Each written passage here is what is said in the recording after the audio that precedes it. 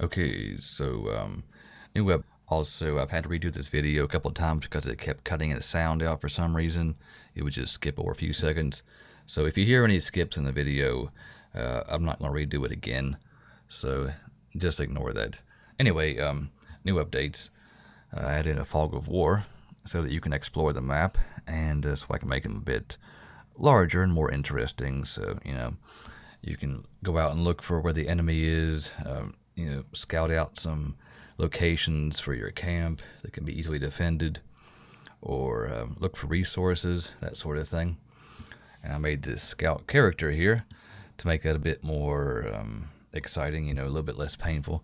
He has a run animation, so he's a little bit faster, has a little more line of sight, rather than trying to explore with a slow soldier or something, which is actually a little bit faster than it used to be. I made the walk just slightly faster, just to make it a little bit snappier. Anyway, so the scout can be useful for clearing the map and figuring out where everything is, but he won't be very good for attacking. He'll be fairly weak. His attack will be fairly weak, and he won't have very much armor.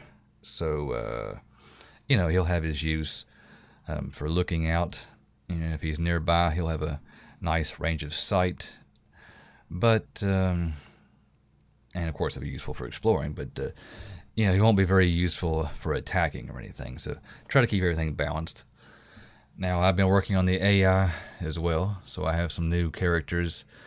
I redesigned the barbarians, made them more like a savage native kind of thing, just something a little bit less generic than the standard barbarian with the helmet with horns, because the horns weren't even showing up anyway. They were too small, even though I'd already made them bigger. So I wanted something a little bit different. Plus, having a div-like character gives me more opportunities to be creative with the architecture. Like the camps. This camp here will be the players, and it'll be, all this man-made stuff. And the enemy will have a camp, like this, but it'll have maybe hide folded over sticks and giant bones and, something like that, something interesting, completely different. And I have a few different classes of enemies, like the warrior with the club, the spear, the axe or hammer, whatever you want to call it. And then the chief, who will use a two-hand weapon, and he'll be the strongest, of course. And they'll be guarding things here and there, plus they'll come to attack you every now and then. And the more you attack them, the more aggressive they get. Now, it won't count against you for defending yourself, of course. Like if they come here by themselves and attack, that won't count towards their aggressiveness. But if you go out there and, destroy their camp, they will get mad and send more warriors and stronger warriors to your camp. So you'll have to plan ahead, what you want to do, when you want to attack, when you want to build up a little bit first.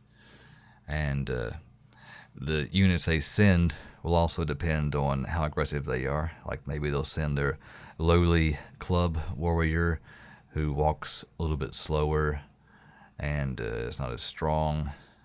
And then once they get more angry, they'll send out their more elite units, which will have a faster run, and they'll be stronger, more aggressive.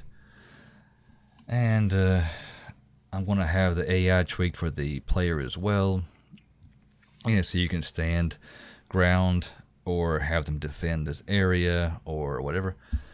And the AI will be tweaked a little bit more as well. Right now it has a few modes, like if you get too close, they'll attack. If you shoot them with a bow and arrow, they'll attack. And they'll have some attack on their own, of course, just so you have something to actually defend against.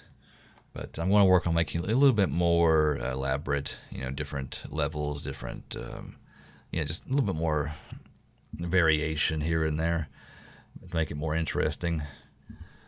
And I tweaked the archer to make his attack a little bit faster, so it's the same length now as the soldiers.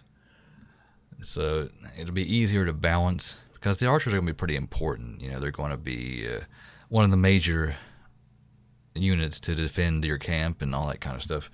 So you put them up high somewhere and they can shoot arrows at, this way or that way, versus the soldiers, which can only stand and guard this smaller area and won't be able to run back and forth quite as easily, whereas this guy can cover this whole area without much trouble.